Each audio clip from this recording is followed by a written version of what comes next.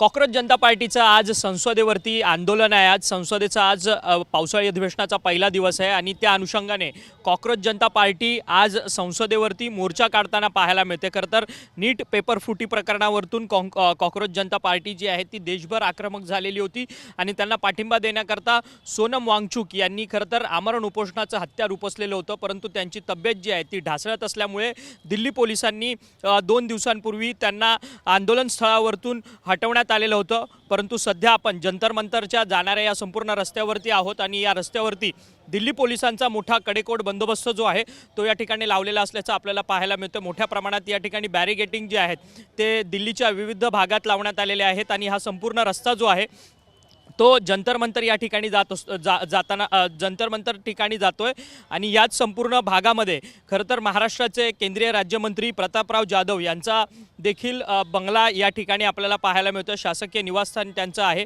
या शासकीय निवासस्थानाच्या आजूबाजूच्या परिसरामध्ये मोठ्या प्रमाणात पोलिसांचा बंदोबस्त जो आहे तो या ठिकाणी लावण्यात आलेला असल्याचं आपल्याला पाहायला मिळतं। थोड्याच वेळात याच जंतर मंतरवरतून कॉक्रोच जनता पार्टीचं आंदोलन जे आहे ते संसदेवरती जाणार आहे, परंतु पोलिसांकडनं त्यांना मोठ्या प्रमाणात अडवणूक करण्यात येईल।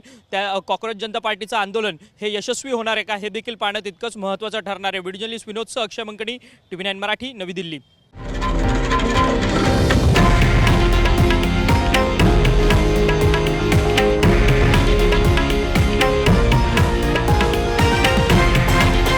हे आहे देशातील नंबर 1 न्यूज नेटवर्क आणि आपण पाहत आहात TV9 मराठी, एकमेव।